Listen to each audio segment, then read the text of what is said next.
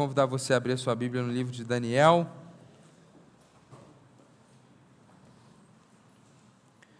A Érica está de folga, lá da Força Aérea, bom tê-la aqui conosco.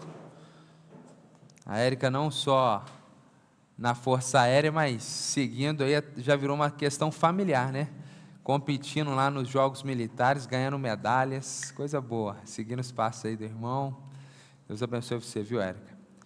Meus irmãos, nós finalizamos a exposição do livro de Daniel, aquele livro que tem duas grandes partes, aquelas 6 histórias iniciais, nas quais nós nos deliciamos, nós aprendemos tanto, e depois naquelas 4 visões apocalípticas, a princípio de difícil entendimento, mas com lições tão profundas e práticas para a nossa vida. Gastamos ali 3 semanas na última visão, porque ela é longa. A última visão de Daniel, ela cobre o capítulo 10, capítulo 11, capítulo 12. E ao longo de todo o livro, nós observamos uma prática que se repete no livro de Daniel. Nós vemos aqui uma repetição da prática da oração. Nós vemos Daniel orando várias vezes e temos vários relatos de orações feitas, não só por Daniel, mas até pelos reis com os quais ele se relacionou. A Bíblia conta para nós, nos seus 66 livros, a história de diversos personagens. E certamente, a maior parte desses personagens que foram usados por Deus, eles oravam bastante, tinham uma vida com oração. Isso a gente pode assumir como uma verdade. Mas a maior parte dos livros bíblicos não salientam, não explicitam, não mostram para nós que esses homens estavam orando. Diferentemente do livro do profeta Daniel, que mostra Daniel orando, que orações de Daniel foram transcritas, que outras pessoas estavam orando. E é muito interessante porque o livro do profeta Daniel, o seu contexto é um contexto de dor, é um contexto de sofrimento, e quase que de forma magnética a gente liga esse contexto com essa ênfase do livro, e a gente aprende então que a oração é uma excelente prática em meio às agruras da vida. Então aquele povo está lá no cativeiro babilônico, Daniel está lá, está todo mundo sofrendo, e a gente vai vendo que no meio dessas tragédias que eles vão experimentando nesse cativeiro, eles vão aprendendo a orar e eles vão sendo consolados através da oração. E eu quero voltar então no livro do profeta Daniel e mostrar muito sobre oração nessa manhã e aprendermos juntos com o profeta Daniel sobre oração por 2 motivos. O primeiro motivo é que a oração está em alta. O que isso significa? Amém, Beth? Inclusive, no meio secular, sempre nós vemos pesquisas com rigor científico, investigando sobre a questão da oração. Obviamente, o campo secular, muitas vezes, não está preocupado só com a oração cristã evangélica, e não quer precisar o que é uma oração correta ou não, mas está pesquisando sobre o fenômeno da oração e como isso traz benefício para as pessoas. Então já é de conhecimento comum, inclusive, existem várias publicações científicas que mostram que, enquanto nós estamos orando, algo extraordinário acontece no nosso cérebro. Hormônios são liberados. É extremamente incrível o benefício da oração.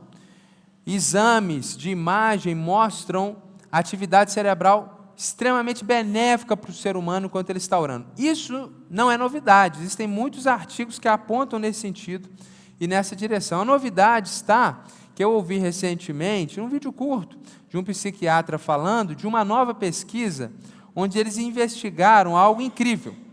Eles analisaram 2 grupos de pessoas internadas, e um grupo estava recebendo orações incessantemente de um grupo fora do hospital, naturalmente, uma rede de intercessão por elas. E esse segundo grupo, talvez o pai, a mãe, o cônjuge, de vez em quando levantavam uma palavra de oração. E aí o resultado foi que, consideravelmente, esse grupo que estava recebendo orações constantemente, teve uma melhora muito mais rápida e efetiva do que o grupo que não recebeu orações. Então, esse artigo científico comprovou aquilo que a gente vive no nosso dia a dia, que quando nós oramos, alguém escuta e muitas vezes responde de forma favorável.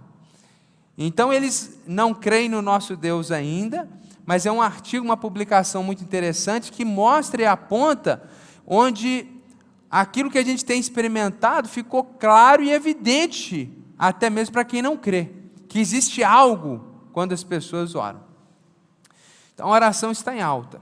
Mas eu quero também falar sobre a oração no livro de Daniel por um segundo motivo. Porque a maior parte das pessoas, infelizmente, possuem uma compreensão errada sobre a oração. Muitas vezes, a oração é vista como um meio de manipulação do sagrado. Ou seja, as pessoas acham que a oração é aquele meio para a gente conseguir o que a gente quer da parte de Deus.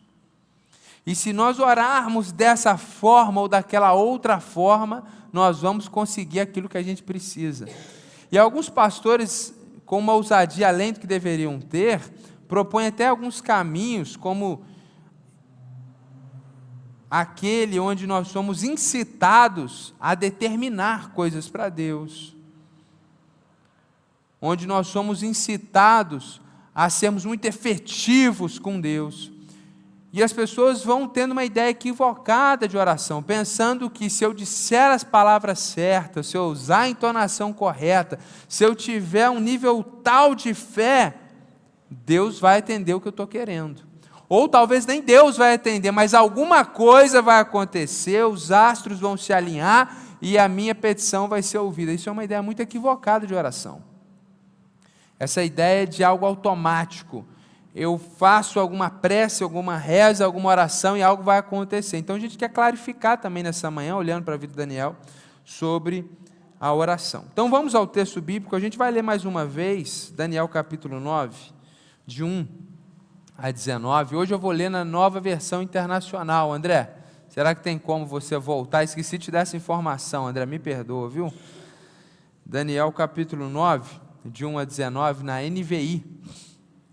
É a versão que nós vamos usar hoje. A gente, quando expusemos aqui o capítulo, a gente leu o capítulo todo, a gente vai ler só a oração, tá? Dario, filho de Xerxes, da linhagem dos Medos, foi constituído governante do reino babilônio.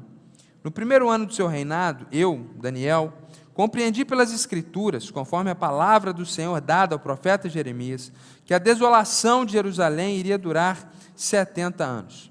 Por isso me voltei para o Senhor Deus com orações e súplicas, em jejum, em pano de saco e coberto de cinza.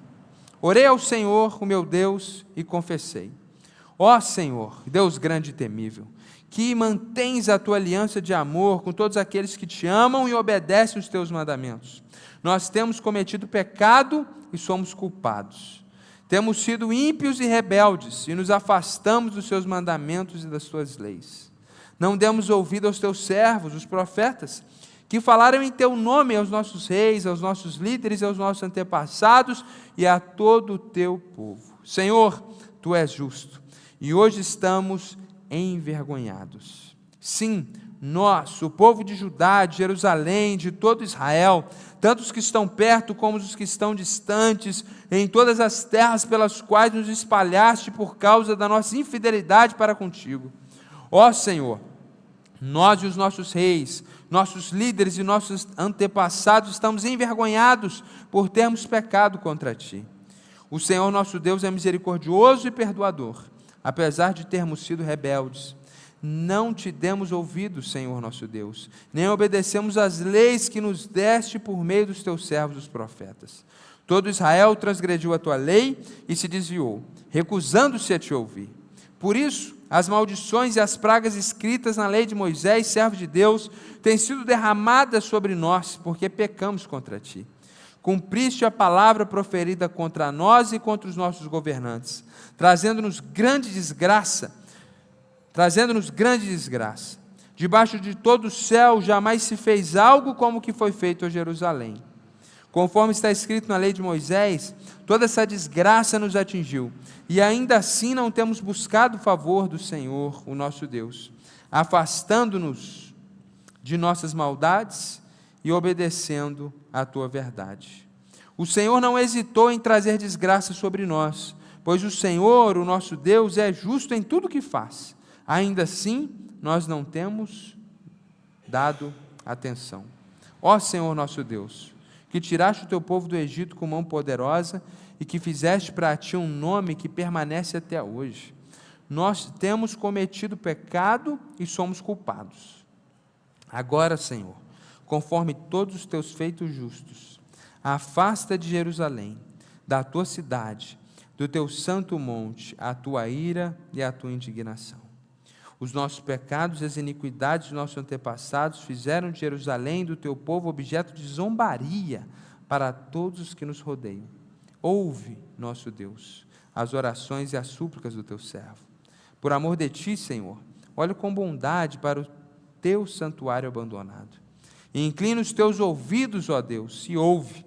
Abre os teus olhos e vê a desolação da cidade que leva o teu nome.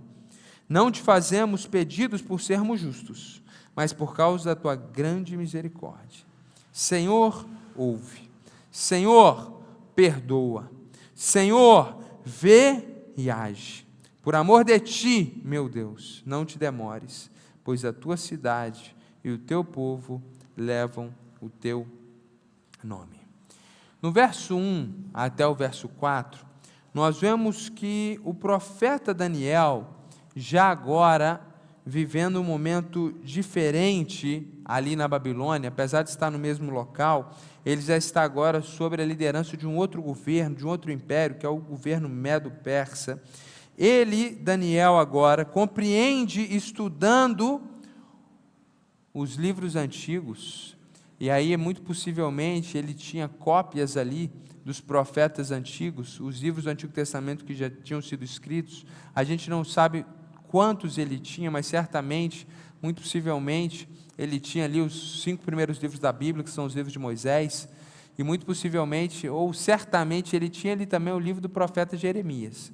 E quando a gente está falando de livro nesse contexto, a gente tem que pensar que esses livros estavam enrolados, né? Então eram rolos. Nessa altura do campeonato, feito de papiro, o pergaminho vai ser desenvolvido lá na Ásia Menor, muitos séculos à frente, feito de papiro, aquela planta lá com origem no Egito. Então ele tem ali rolos feitos de papiro e ele tem ali o livro do profeta Jeremias. E ele estudando, aprendendo ali com o profeta Jeremias, ele entendeu que o período de disciplina de Deus para com o povo de Jerusalém, de Judá, deveria durar 70 anos. Então ele começa a orar a Deus com oração e súplica, pedindo a Deus que fizesse algo então, porque se está aproximando dos 70 anos e o fim do cativeiro está chegando, vamos orar para que Deus faça o que ele já disse que faria. É interessante nós pensarmos e nos lembrarmos desse contexto, que o povo está vivendo um momento de crise, o povo está vivendo um momento de tragédia. Quando a gente fala crise, é porque eles são cativeiros, eles estão em cativeiro babilônico. Eles foram tirados da sua terra, lá de Israel, de Jerusalém, e foram levados cativos, Daniel e os seus amigos, e o povo, e a liderança da nação. Então, naquele momento de tragédia, naquele momento de crise, e quando Daniel percebe que está chegando o momento disso se resolver, ele começa então a orar. Esse texto que nós lemos, a partir do verso 4, na segunda parte do versículo 4, relata então a oração que Daniel fez. Agora veja bem, o texto bíblico diz, no verso 3, que ele fez orações e súplicas em jejum. Então não pense você que Daniel fez essa oração aqui, que a gente leu em 2, 3 minutos, mas ele estava orando por horas, certamente por dias, e continuamente ao Senhor. E aqui a gente aprende a primeira lição nesse texto, que em tempos de crise, em tempos de dificuldade, Daniel estava cativo na Babilônia e numa crise teológica, porque o cativeiro continuava permanente, mas ele olhava para a Bíblia e parecia que o tempo estava acabando. Então havia dúvidas de quando que seria, quando que esses 70 anos acabariam de fato, e ele começa a orar efetivamente para dizer, olha, Senhor, os 70 anos está acabando, eu não aguento mais sofrer aqui, e ele precisa colocar isso, ele está sofrendo, ele tem essa angústia. E aí ele então vai orar ao Senhor. E essa é a primeira grande lição para nós, que em tempos de crise, meus irmãos, o melhor caminho é a oração. E a gente vê isso aqui na vida de Daniel, não só nesse momento, já de muitas décadas de cativeiro e pensando que o cativeiro está para acabar e a crise teológica vai chegando, mas a gente percebe isso lá no capítulo 2, por exemplo, quando o rei Nabucodonosor e Daniel, jovenzinho, ele é ameaçado de morte, junto com toda a corte de conselheiros, e ele recém-inserido nessa corte de conselheiros do rei Nabucodonosor, porque o rei Nabucodonosor teve um sonho e cismou, que se ninguém dissesse qual era o sonho, qual era a interpretação, ou seja, você não podia, tinha só que interpretar, mas você tinha que saber o que o rei sonhou, todo mundo seria morto. Então ele vê a sua vida ameaçada, ele vê os seus amigos ameaçados, os amigos da Judéia, e ele vê todos aqueles conselheiros ameaçados de morte. E olha o que ele diz lá no capítulo 2, o texto bíblico diz para nós no verso 17 e no verso 18. Daniel voltou para casa, contou o problema aos seus amigos Ananias, Misael e Azarias, que também eram judeus, e lhes pediu que rogassem ao Deus dos céus que tivesse misericórdia acerca deste mistério, para que ele e seus amigos não fossem executados com os outros sábios da Babilônia. Então a gente vê que naquele momento de crise, Daniel ele encoraja os seus amigos a orar junto com ele. Ele fala para o rei, olha, eu creio que o meu Deus pode me dar o entendimento e a revelação. Só que ele não fica numa confiança passiva, esperando que Deus faça algo, mas ele conclama os seus amigos a orar. Seria muito natural, depois de uma demonstração de fé diante do rei, olha, Deus me dará a interpretação, porque o meu Deus é poderoso para isso, ele ficasse aguardando agora que Deus fizesse algo, mas ele corre até os seus amigos, encoraja os seus amigos a orar com ele. A gente vê, inclusive, no capítulo 6 do profeta Daniel, numa outra história, no verso 13, o texto bíblico diz que Daniel, sendo ameaçado para ser jogado na cova dos leões, sendo acusado por orar bastante, verso 13 do capítulo 6, então disseram ao rei, Daniel, um dos exilados de Judá, não te dá ouvidos, ó rei, nem ao decreto que assinaste. Ele continua orando 3 vezes por dia. Então Daniel novinho está recorrendo aos seus amigos, novinho de idade, ali 14, 15, 16 anos, recorrendo aos seus amigos para juntos orarem para a resolução do conflito. Décadas se passam agora, aqui no capítulo 6, Daniel já um idoso, sendo ameaçado de ser jogado na cova dos leões, debaixo de qual acusação? Ele orava 3 vezes ao dia. Ele ia para a varanda e orava em público. Ou seja, não em público, porque na varanda da sua casa não tinha um público, mas todo mundo podia ver Daniel orando. E aquele rei tinha acabado de baixar um decreto que durante 1 mês ninguém poderia orar, a não ser orações destinadas ao próprio rei. E aí Daniel vai orar ao Deus verdadeiro, ao nosso Deus, na varanda da sua casa e segue a sua rotina de oração de 3 vezes ao dia. Então a gente vai percebendo, Daniel jovem encorajando os amigos a orar, Daniel idoso prosseguindo com a sua rotina de oração ousada, mesmo diante de ameaça da sua própria vida. E a gente vai aprendendo que nesses momentos de dores, de crise, nós precisamos e devemos prosseguir em oração. E é interessante que nós, muitas vezes, temos agido de variadas formas. Então, a coisa fica difícil demais, a gente fica com raiva.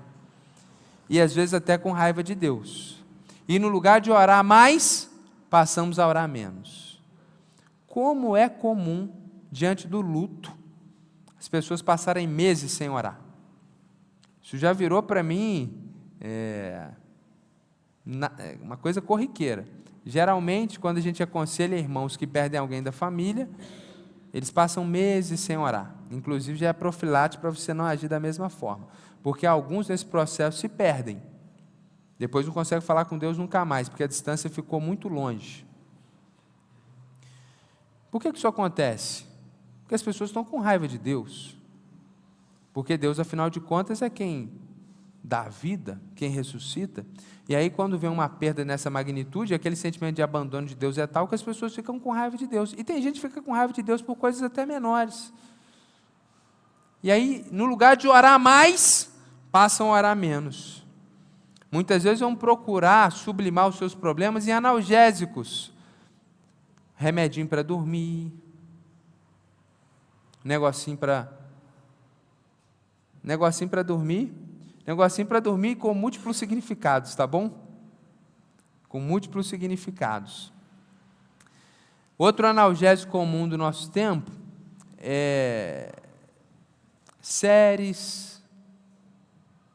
Então, a gente está ali cansado, estressado, cheio de problema, a gente, em vez de orar para Deus ter misericórdia, a gente deixa de orar e vamos maratonar uma série.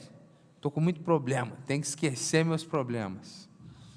Então, a gente tem esses analgésicos do nosso tempo, o descaso com a situação, a gente vai deixando, fingindo que aquilo não está acontecendo.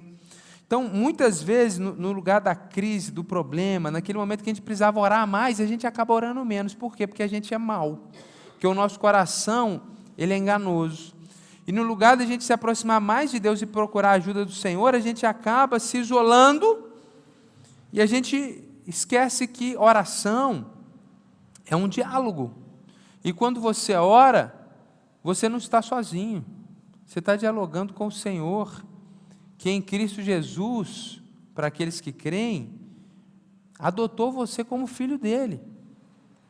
Então é aquele filho que está com raiva, chateado, e no lugar de conversar com o pai para o problema ser resolvido, ele acaba ficando orgulhoso, arrogante, se fechando, quero ficar sozinho no meu quarto, e é muitas vezes isso que a gente faz. A gente se isola de Deus. E eu quero encorajar você à oração, não só porque Daniel orava em momentos de crise, de dificuldade, mas porque a oração é um caminho para que você não siga na sua jornada sozinho. Você não precisa andar sozinho. Você não precisa enfrentar o que você está enfrentando sozinho. Quando Jesus disse assim, olha, o meu fardo é leve, o meu jugo é suave, a ideia do jugo, né, aquela peça de madeira que era colocada sobre dois animais que estavam arando a terra, e Jesus está dizendo, aquele que anda ao meu lado tem um peso a carregar, eu tenho a minha cruz e nós temos a nossa cruz também, a gente aprendeu isso domingo passado à noite, mas Jesus diz, o fardo, o jugo comigo, ele é leve, ele é suave. Então muitas vezes a nossa vida se torna pesada porque a gente está orando pouco, e se a gente orasse mais, a gente lidaria melhor com a nossa realidade.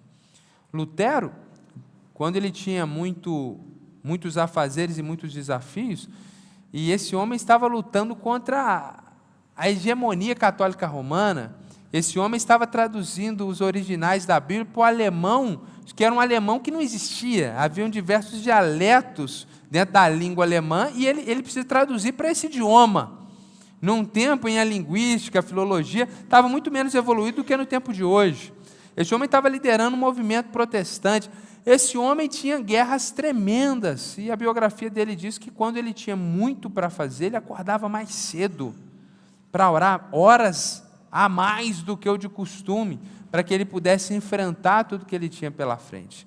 Então, muitas vezes nós vemos os grandes ícones da história, e a gente acha que eles viraram ícones por causa da sua inteligência, por causa da sua capacidade teológica, e a gente gosta de ler os escritos teológicos desses homens, mas todos eles não entraram para a história porque eram capazes teologicamente, mas foram o que foram projetados por Deus, usados por Deus, porque quando a gente lê também essa outra parte da biografia deles, eram os homens piedosos, homens de oração, homens que tinham um profundo relacionamento com o Senhor, e mulheres também.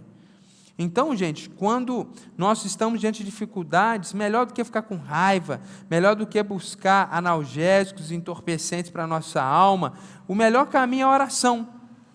É como quando você está com aquele problema e você pode ligar para um amigo, mandar uma mensagem no WhatsApp, mandar um áudio, na certeza que aquele amigo ele vai te atender. Talvez não na hora que você está querendo ali, mas ele vai encontrar um tempo para você, porque ele te ama, porque ele se importa com você, porque ele é seu amigo. E assim também é o Senhor. Então, em tempos de crise, nós podemos orar. E nós podemos orar com humildade. Devemos orar com humildade. Verso 3 diz o seguinte, que ele buscou a Deus com orações e súplicas em jejum, em pano de saco e coberto de cinza. Então, ele estava tão aflito, e ele queria orar de tal maneira, que ele diz o seguinte, eu não quero nada mais além de estar na presença de Deus. Eu não vou gastar tempo com coisa alguma a não ser na oração. Então ele não tinha tempo para comer. A ideia do jejum na Bíblia é essa ideia, de que eu quero tanto estar com Deus que eu não tenho tempo para outra coisa. A ideia do jejum na Bíblia não é essa ideia sacrificial, religiosa, meritocrática, compensatória que a gente tem hoje. Não, então eu estou querendo um emprego novo, uma promoção, então vou deixar de beber Coca-Cola. O emprego não vem, então vou tirar também o chocolate. Estou de jejum. Não é isso. Não, vou ficar um dia inteiro sem comer porque eu estou precisando de um emprego. A gente acha que a gente vai oferecer algo para Deus e Deus vai nos dar. Meus irmãos, a Bíblia diz que em Cristo Jesus, aquele, que nem mesmo seu próprio Filho poupou, como não nos dará também em Cristo Jesus todas as coisas? Ou seja, em Cristo Jesus, você já é abençoado com toda sorte de bênçãos nas regiões celestiais. Como está lá em Efésios capítulo 1. Você é mais do que vencedor em Cristo Jesus. Então Deus não vai te dar algo porque você deu algo em troca, Ele já te deu tudo. E as bênçãos terrenas e momentâneas é uma questão de tempo. Deus sabe a hora certa de te dar a balinha que você precisa.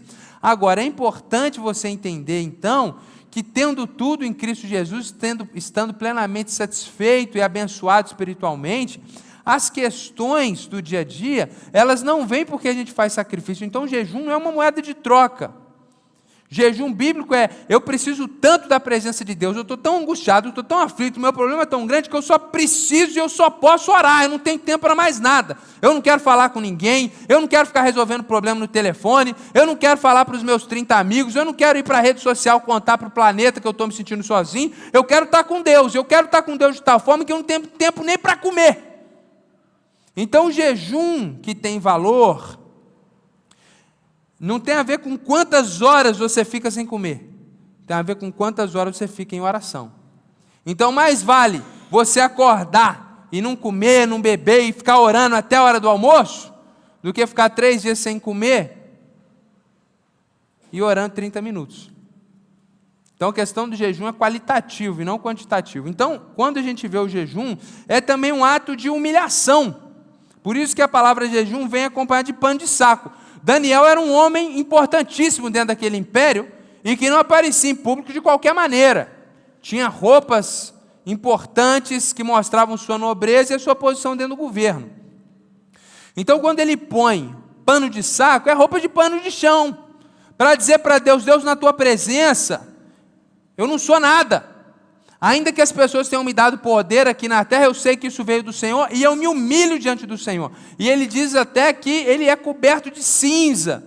Ele pega aquela cinza da fruto do lixo que é queimado e joga sobre si próprio, para mostrar lamento, contrição, humildade, para dizer, eu sou pó dessa terra. Então, muitas vezes o que nos falta na oração é justamente essa humildade. E eu não estou dizendo que para você orar com humildade você tem que mandar fazer uma roupa de pano de chão. Tem a ver com o seu coração, é a postura do coração.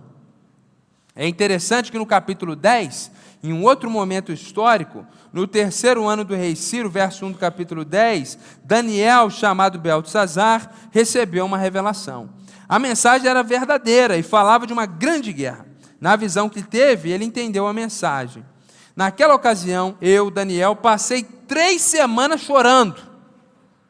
3 semanas chorando. Ficou angustiado a sua alma. Não comi nada saboroso, carne e vinho nem provei, e não usei nenhuma essência aromática, até que se passaram as 3 semanas. Então, por 21 dias, Daniel, ele não comeu nada saboroso. Então, ele tem aqui um jejum, ele comeu alguma coisa para não morrer de fome. Mas ele está 21 dias orando dia e noite. Ia lá, comia um pão, bebia uma água. Então é interessante a NVI traduzir dessa forma, que ele ficou, não comi nada saboroso. Ele não parou para tomar aquele café da manhã, para comer aquele almoço gostoso. Ele estava ali, comia um pedaço de pão, comia uma fruta, bebia uma água e voltava para a oração, dia e noite, chamando a Deus em oração. Então, algumas vezes o jejum ele é total e completo.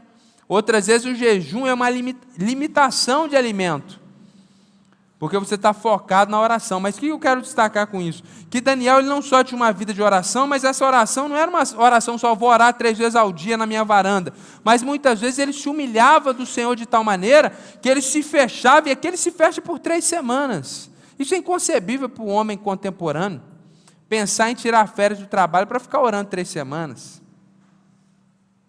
A gente quer ir lá para Rio das Ostras, orar para Deus tocar o coração de alguém e nos convidar para Rio das Ostras, e chegar lá em Rio das Ostras e falar, quão maravilhosas são as tuas obras. Põe uma foto no Instagram, mete um versículo bíblico, só lembra de Jesus 3 semanas depois que voltar para o culto. Então esse é o homem contemporâneo, o homem de Deus, a mulher de Deus é diferente, a gente tem que pensar nisso. Poxa, o que você faz no dia de folga? O dia de folga foi projetado por Deus. Isso não é garantia da CLT de Getúlio Vargas, não. O dia de folga foi projetado por Deus lá no Gênesis. Sábado é dia de folga. Deus disse. Depois, na Nova Aliança, ele falou, na verdade, vocês podem escolher o dia, não precisa ficar preso no sábado, não. Então, é bíblico que você tem um dia para descansar. Aí, qual é a projeção do homem contemporâneo? O que você faz no seu dia de folga? Deveria ser um dia, sobretudo o pessoal aí que está na universidade, não tem tempo para nada, porque trabalha o dia inteiro, estuda o dia inteiro, sobrevive. Pessoal que está nesse ritmo, trabalhar, estudar, ele sobrevive. Chega o dia de folga, é um excelente dia para quê? Dar uma jejuada, orar um pouquinho mais, não fazer aquela oração, a oração do homem contemporâneo, muitas vezes é aquela oração de 5 minutos, lê um versículo ali, e 1 minuto depois você já esqueceu que você orou, você já está brigando no trânsito, você já está tomado.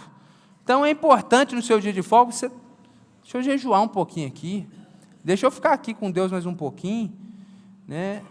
Então a gente pensa, dia de folga eu vou malhar o que eu não malhei, dia de folga eu vou para o salão para ficar bonito, dia de folga eu não vou fazer nada, vou dormir o dia inteiro, vou jogar videogame, eu quero ir para o clube. A gente projeta 1000 coisas. Coloca lá no seu planejamento, meu dia de folga, eu vou tirar tempo para Deus. Vou jejuar um pouco, eu vou orar. Eu vou estar aqui sem preocupação com horário. Tem hora lá em casa que eu falo com a Aline, falo, ó, não deixa as crianças nem bater na porta, eu preciso falar com Deus. Tem hora que eu falo com ela, eu vou pegar o carro e vou para a BR orar. Porque a pior coisa que tem é você estar orando, você não poder dar um grito. Você está orando, você não pode chorar, aí o menino bate na porta, pai, está chorando, aí deixa eu orar. Deixa eu chorar. A mulher quer pegar um negócio no guarda-roupa, então tem hora que eu pego o carro, vou para a BR. Ligo um louvor num grau máximo e vou chorando. Você me vê um dia chorando na BR, é eu orando na carruagem de fogo, quer dizer, na carruagem de homens. Aí lá eu ponho louvor pentecostal, tá, Beth? Então, meus irmãos, tem gente que gosta de ir para alguns lugares, tem gente que gosta de ir para a igreja, mas o que eu quero encorajar você é isso. Há momentos da nossa vida que a gente tem que tirar para estar com o Senhor, e a postura do coração é uma postura de humildade.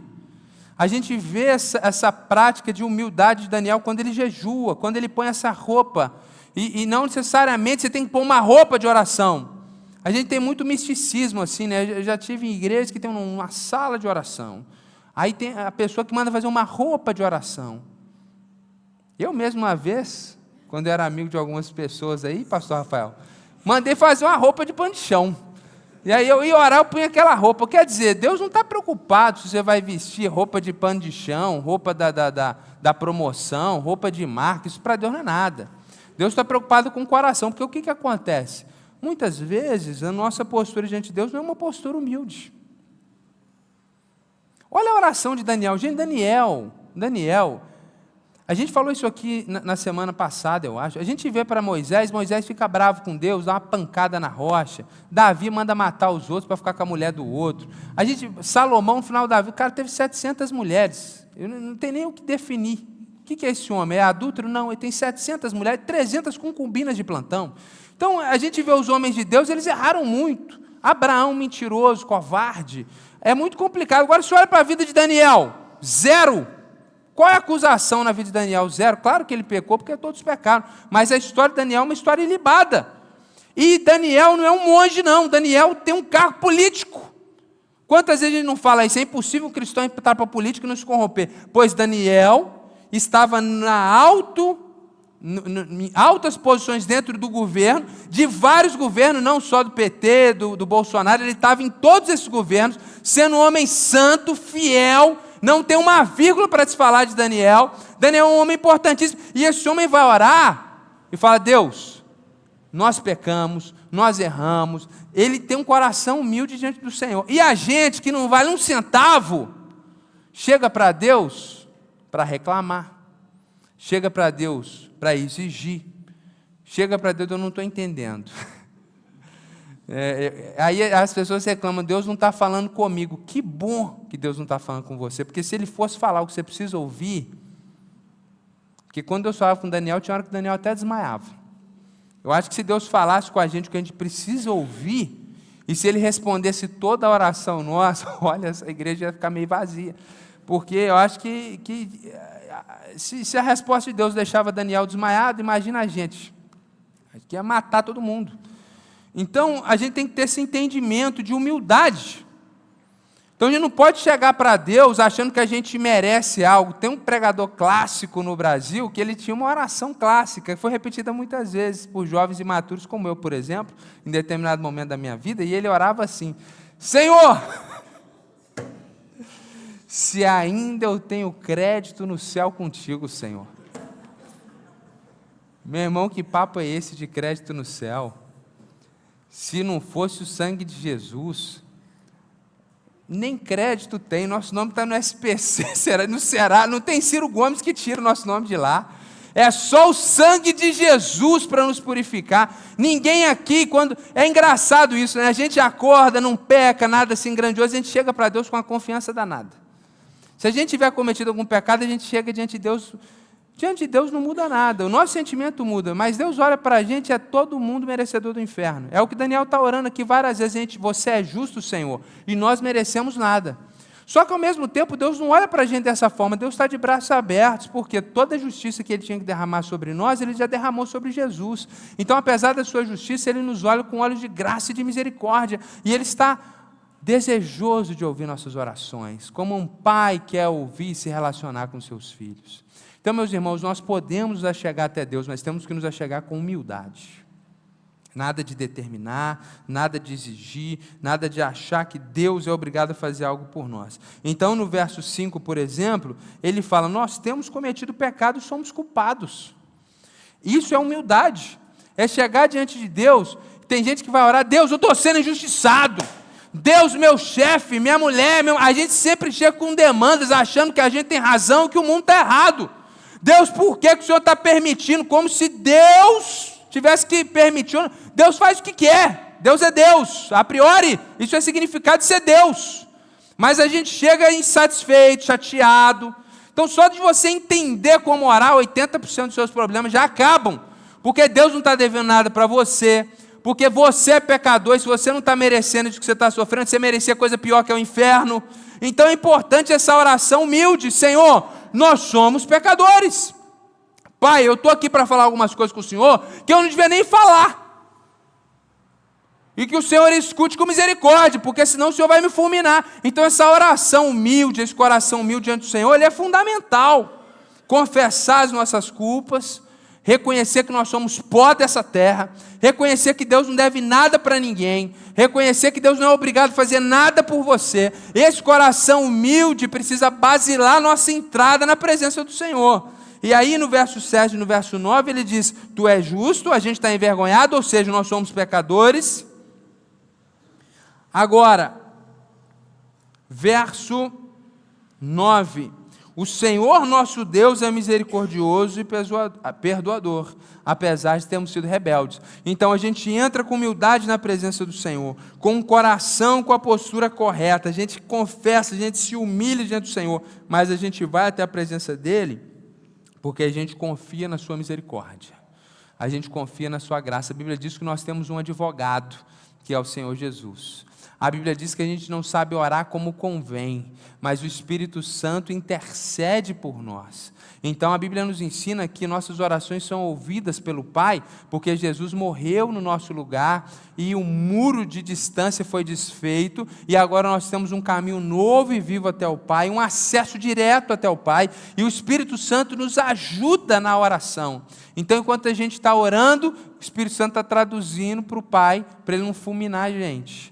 Então a gente pode, apesar da nossa condição de pecadores e imerecedores, confiar na misericórdia, confiar na graça e nos achegarmos ao Senhor. Então é uma postura de humildade, mas é uma postura de confiança.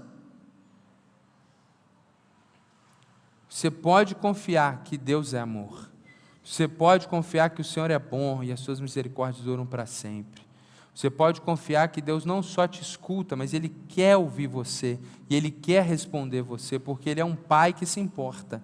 Deus não é uma força imaterial que a gente manipula de forma mágica. Deus é um ser pessoal que escuta, que pensa, que sente, que responde, que fala, que direciona, muitas vezes de forma audível no nosso espírito, muitas vezes através da sua palavra, muitas vezes na boca de uma outra pessoa que não sabe de nada, muitas vezes através da sua providência, e a sua potente mão invisível fica perceptível. Deus vai operando, Deus vai respondendo, Deus vai fazendo, porque Ele quer se relacionar com você. Então nós não nos achegamos a Deus porque a gente é bom. Você não pode chegar até Deus achando, não, hoje eu fiz minha devocional, então posso pedir algo. Hoje eu não pequei, então Deus vai me ouvir. Não tem nada a ver com isso. É confiando na graça e na misericórdia. Jesus disse, eu sou o caminho. Jesus é o caminho até o Pai. E é um caminho de graça e de misericórdia baseado no que Ele fez e não naquilo que a gente faz. E por fim, meus irmãos, verso 17 diz o seguinte: ouve, nosso Deus, as orações e as súplicas do teu servo, por amor de ti, Senhor. Olha com bondade para o santuário abandonado. Verso 19, Senhor, ouve.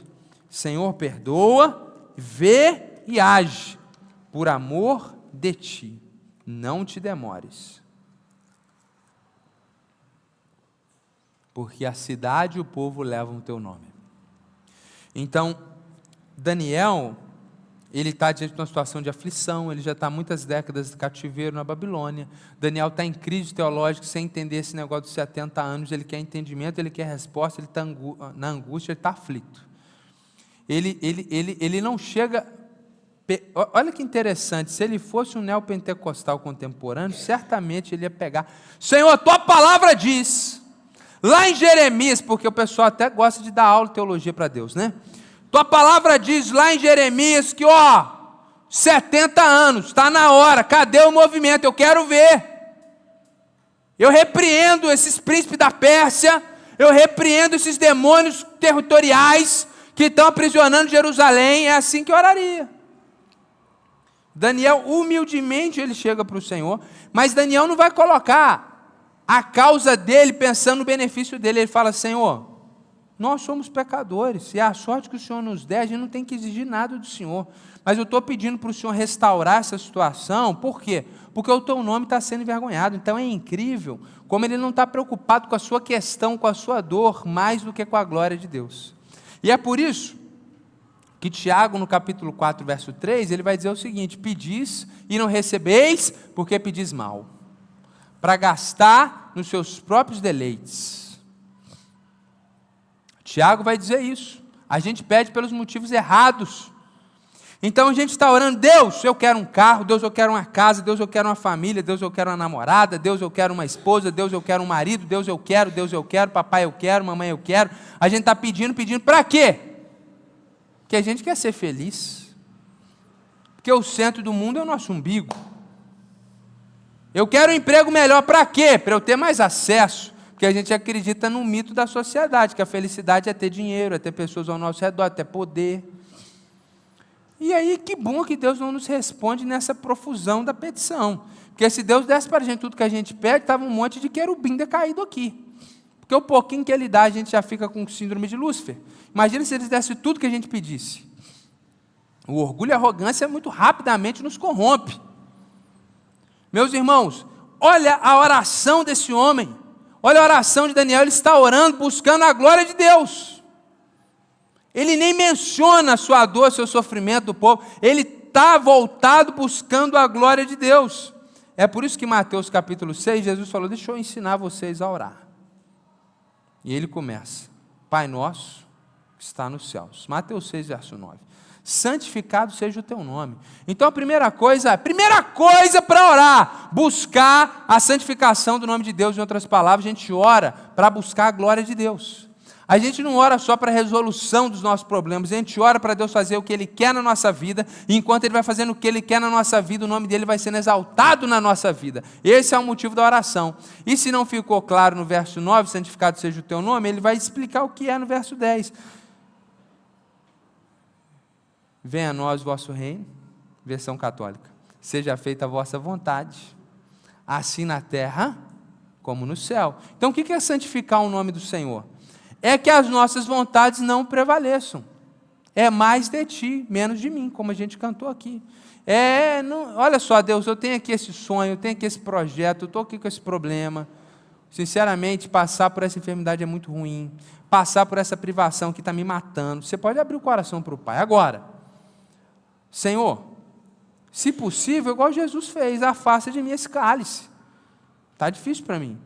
Agora, se não, que o teu nome cresça, que ele apareça, que o teu nome seja glorificado na minha vida, na vitória e na derrota, no monte da transfiguração ou no vale da cruz. Nós estamos aqui, Pai, para glorificar o teu nome. Então é muito mais que orar para a situação ser mudada, mas é orar para pedir mais do Espírito Santo, enchei-vos do Espírito Santo, essa palavra de Deus, para que a gente seja um instrumento para a glória de Deus. E Deus fazendo um milagre, Ele é glorificado, e você sendo fiel na tragédia, Deus é glorificado igual. Então o motivo da oração não é a manipulação de Deus, o motivo da oração é buscar a glória de Deus. Jesus ensina sobre isso em Mateus 6, 9 e 10, na oração do Pai Nosso, e Ele ensina isso com a vida dele lá no Getsêmani, como eu acabei de citar aqui. E se a gente pudesse resumir tudo que a gente falou em uma frase, em tempos de crise, nós temos que orar com humildade, confessando os nossos pecados, confiar em Deus e considerar a glória do Senhor antes dos seus interesses. A verdade sobre a oração, meus irmãos, é que não existe pili-pim-pim. A verdade das orações é que não existe um caminho para Deus fazer o que você quer. A verdade da oração é que não tem nada a ver com você e tem tudo a ver com a glória de Deus e com a sua vontade. E não é porque Deus é mau, mas o ponto é, nós existimos por causa de Deus. Nós subsistimos por causa do Criador. E quando a vontade de Deus é feita, isso é bom para nós. A questão é que muitas vezes nós não estamos conformados com a vontade de Deus, mas a gente tem a forma do mundo. É por isso que o apóstolo Paulo vai dizer que a gente tem que ser transformado e nos conformarmos com a vontade de Deus, que é boa, perfeita e agradável. Então nós não oramos para Deus fazer nós não oramos para que Deus faça o que a gente quer. Nós oramos para que Deus faça a vontade dEle, para que o nome dEle seja glorificado nas nossas vidas. Isso não faz sentido para pessoas que veem Deus de uma forma comercial. Isso não faz sentido para pessoas que veem Deus como uma muleta para conseguir o que quer na vida. Isso não faz sentido para quem acha que Deus é o melhor caminho para você ter sucesso. Isso faz sentido para quem entendeu o que é o Evangelho. Entendeu que Ele é o Senhor dos senhores. E nós somos servos. Nós não existimos para nós mesmos. Nós existimos para a glória de Deus. Nós somos seus representantes e seus embaixadores e representamos os interesses do reino celestial. Nós existimos para alegrar o coração de Deus e para representá-lo nessa terra. Então a gente ora para que a vontade dEle prevaleça. Então, meu irmão, não sei sua dor, seu sofrimento, qual que é a sua questão. Fala para Deus o que você quiser falar, com humildade. Não acha que Deus está te devendo nada. Confesse os seus pecados. Mas não tenha medo de se achegar ao Senhor, e nem desanime de se achegar ao Senhor, porque Deus não tem nos tratado com justiça. Ele tem nos tratado com graça, com misericórdia. Então, confiando nesse Deus que é amor, que enviou Jesus para morrer no nosso lugar, nós confiamos nesse Deus, nós nos achegamos a Ele, e nós buscamos exaltar o nome dEle. E a gente ora para que Ele nos capacite, para que sejamos esses instrumentos de refletir e de espalhar a glória do Senhor. E é claro que você pode pôr seus interesses nas suas orações, as suas petições, suas percepções, afinal de contas, oração é diálogo, oração é relacionamento. Mas não coloque seus interesses à frente da glória do Senhor. Essa é a oração que vai ser respondida, meus irmãos. Quem se aproxima do Senhor com humildade, quem se aproxima do Senhor confessando as suas iniquidades, quem se aproxima do Senhor confiando na graça de Deus derramada em Cristo Jesus, não nos seus méritos, mas no que Jesus fez naquela cruz. Por isso que Jesus nos deu uma única lição sobre oração prática. Ele diz: tudo que pedi ao Pai, peço em meu nome. Por isso que a gente termina orando em nome de Jesus. Por quê? Quando eu falo em nome de Jesus, significa: Deus, tudo que eu te pedi não é por causa do meu mérito, é por causa do que Jesus fez naquela cruz e que me dá acesso até o Senhor. Quando a gente confia nesse Deus e a gente está buscando a glória de Deus nas nossas vidas, meus irmãos, essa oração vai ter resposta. Essa oração vai ter resposta. E aí tem aquela máxima, né? Quando Deus não responde, quando Deus está em silêncio, é porque Ele está trabalhando. E a gente acha muitas vezes que Ele está trabalhando lá na vida do outro, que Ele está trabalhando lá no nosso trabalho para nos dar uma promoção. Deus está trabalhando na sua vida também, ou somente. E que bom que Deus não responde toda a oração que a gente faz, meu irmão.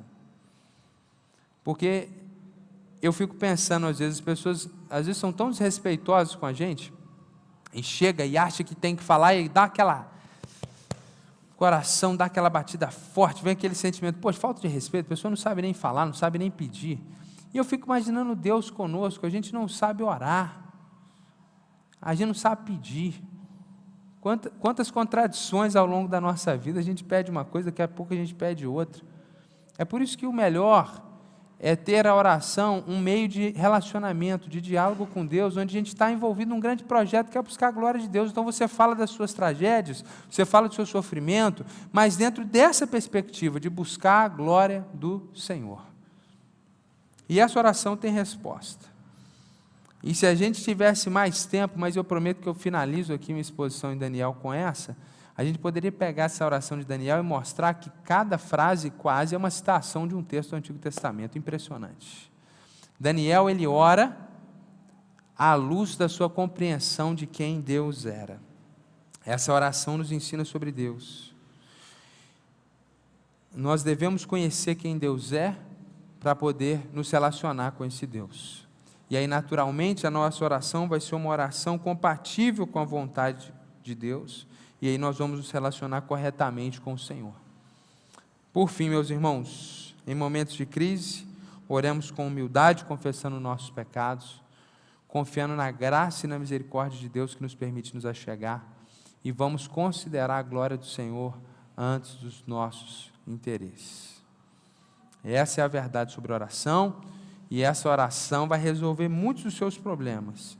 E a simples mudança de atitude já traz muitas respostas para você. Mas certamente essa é uma oração que o Senhor responde. Vamos orar então? Feche seus olhos. Depois dessa palavra, nada mais propício do que a gente terminar orando.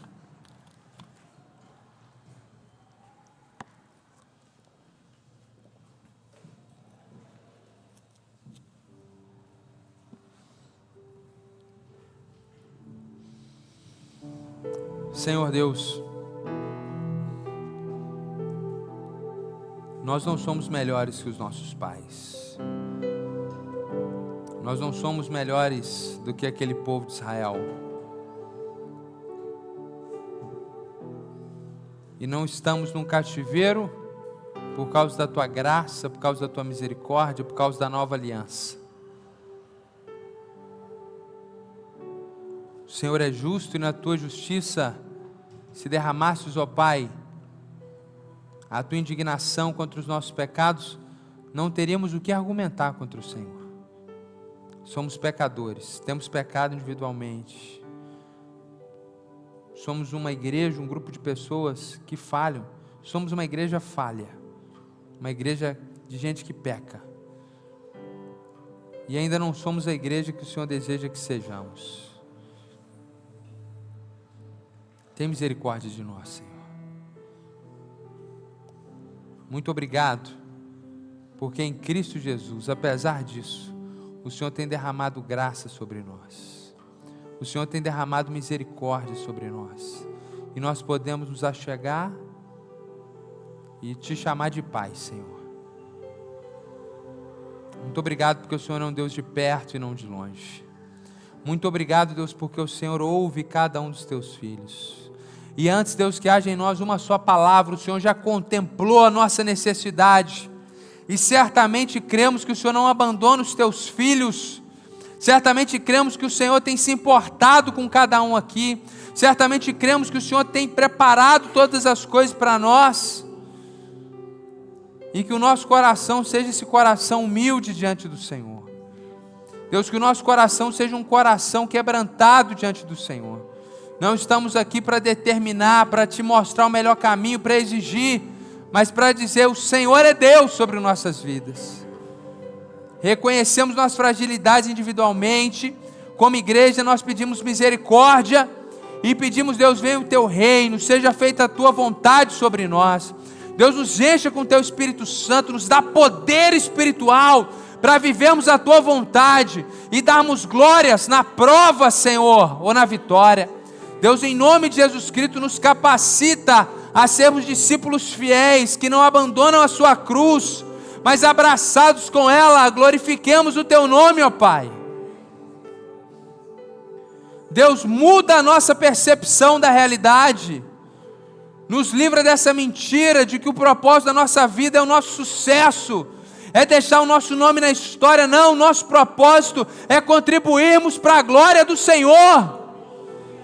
Muda a nossa visão, o nosso coração, Deus. Não queremos trabalhar para nós mesmos, não queremos trabalhar, Deus, para a nossa vaidade, não queremos trabalhar para a nossa glória, para a nossa alegria, não queremos trabalhar para a nossa posteridade, para as nossas famílias somente. Nós queremos trabalhar para servir, para encorajar outros, para amar o nosso próximo, Deus, para ser um instrumento de bênção, para ser sal nesse mundo, luz, Senhor, nesse tempo de trevas. Nós queremos ser instrumentos da tua glória, Senhor. Deus, venha o teu reino e seja feita a tua vontade sobre cada um aqui, ainda que isso signifique que os nossos planos serão frustrados. E muito obrigado por isso, porque o coração do ser humano é enganoso.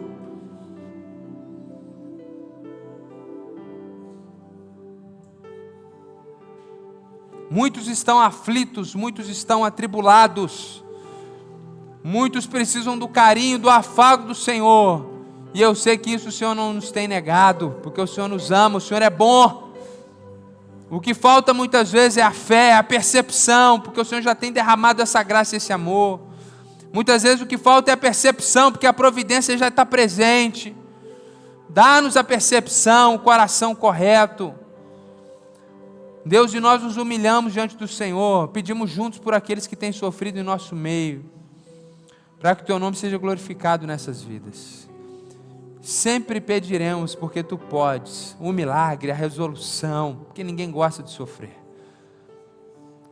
Mas se essa for a nossa cruz, que a gente passe pela prova, dando glórias ao teu nome. Muito obrigado por essa manhã, muito obrigado pelo teu povo.